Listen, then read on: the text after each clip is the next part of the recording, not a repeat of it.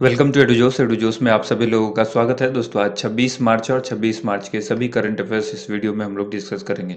इस वीडियो में आपको करंट अफेयर्स का रिवीजन भी करवाया जाता है, इंपॉर्टेंट फैक्ट्स बताए जाते हैं और स्टैटिक जीके के कुछ क्वेश्चंस भी कवर कराए जाते हैं।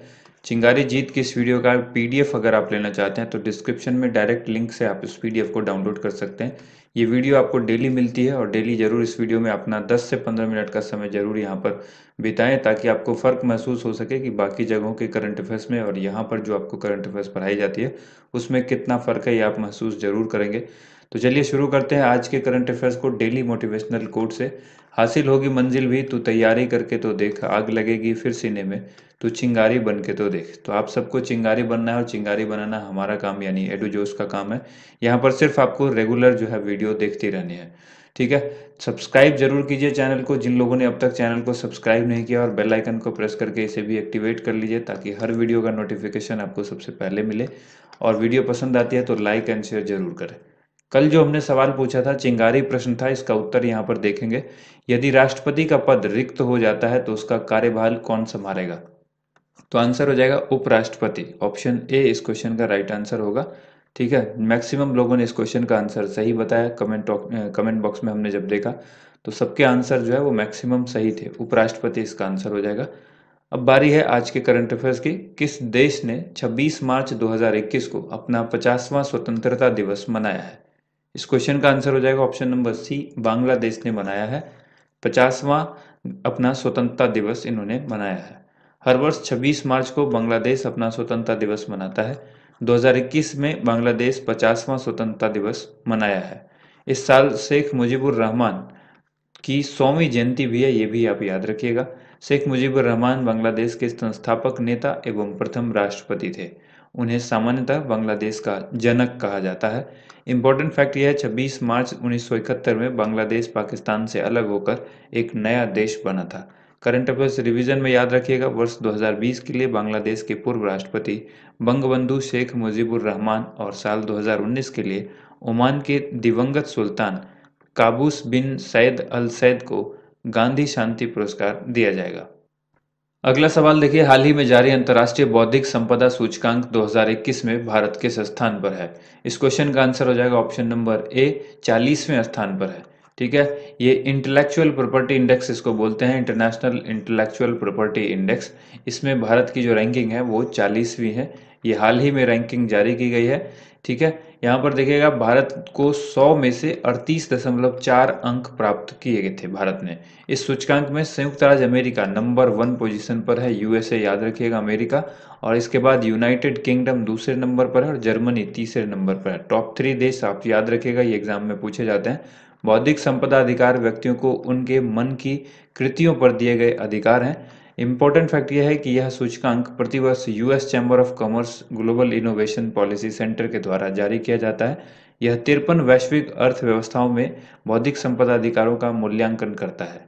अगला सवाल है, खेलो इंडिया यूथ गेम्स 2021 में प्रतिस्पर्धी खेल के रूप में इनमें से किसे जोड़ा गया है?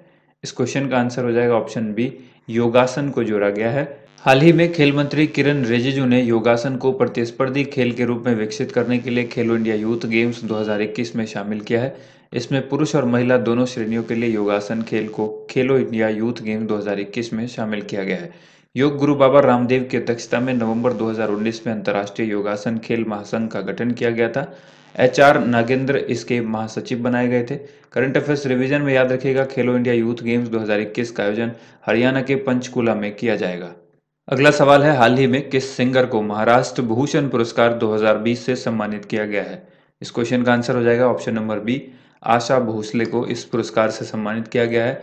ये महाराष्ट्र भूषण पुरस्कार 2020।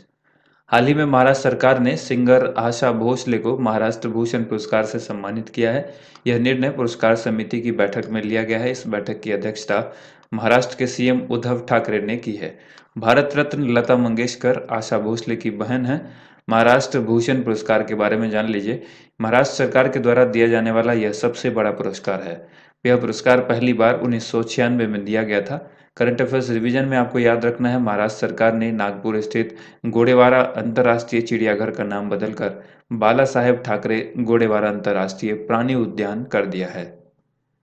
अगला सवाल है, हाल ही में रॉयल ग्रीन ने किसे अपना ब्रांड एम्बेसडर नियुक्त किया है?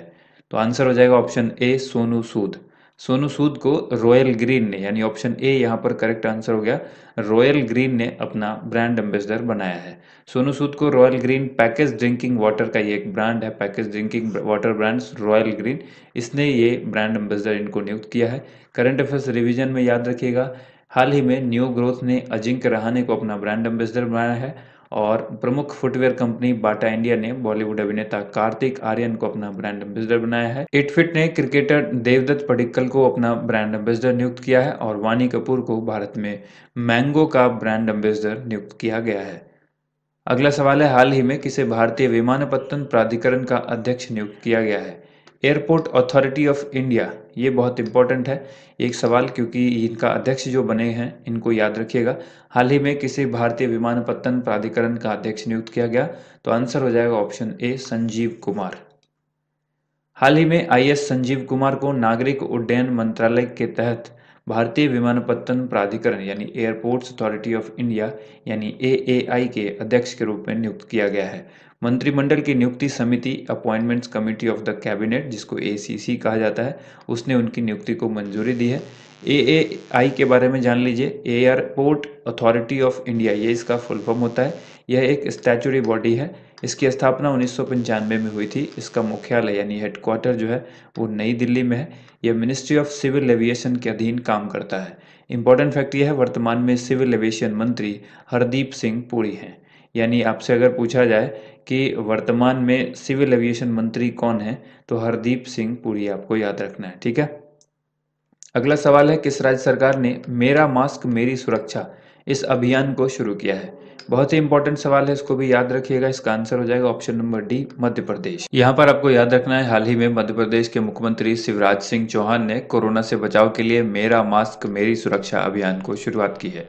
इस अभियान के तहत लोगों को कोरोना गाइडलाइन का पालन करने का संकल्प और मास्क पहनने के लिए समझाया जा रहा है। हाल ही में मध्य प्रदेश सरकार के द्वारा शुरू की गई कुछ योजनाएं यहाँ पर आपको बता देता हूँ। जीवन शक्ति योजना, जीवन अमृत योजना, संकल्प योजना, एफआईआर आपके द्वार, ये भी एक योजना है, सबको मिलेगा रोजगार, चरण पादुका अभियान, इन सभी अभियान और योजना को मध्य प्रदेश सरकार के द्वारा शुरू किया गया है। करंट अफेयर्स रिवीजन में याद रखिएगा, भारत का पहला ई कचरा क्लिनिक या ई वेस्ट क्लिनिक मध्य प्रदेश की राजधानी भोपाल में खोला गया है। यहाँ पर जान लेते हैं मध्य प्रदेश के बारे में कुछ। स्थापना इसकी 1 नवंबर 1956 को हुई थी। राजधानी भोपाल में है। मुख्यमंत्री शिवराज सिंह चौहान चौथी बार यहाँ के मुख्यमंत्री हैं। राज्यपाल आनंदीबेन पटेल हैं।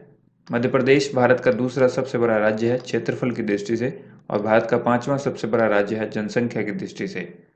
राष्ट्रीय उद्यान यहाँ पर कान्हा, पन्ना, पेंच, माधव, बांधवगढ़, वन विहार, संजय राष्ट्रीय उद्यान, ठीक है, ये सारी चीज़ें कहाँ पर हैं? ये सारे राष्ट्रीय उद्यान जो है ये मध्य प्रदेश के अंदर ही है।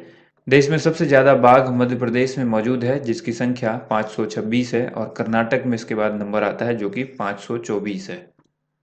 अगला सवाल है, किस राज्य के मुख्यमंत्री ने कुरनूल हवाई अड्डे का उद्घाटन किया है? इस क्वेश्चन का आंसर हो जाएगा option number C, Andhra Pradesh के मुख्यमंत्री ने कुरनूल हवाई अड्डे का उद्घाटन किया है। आंध्र प्रदेश के मुख्यमंत्री हैं कौन? जगमोहन रेड्डी।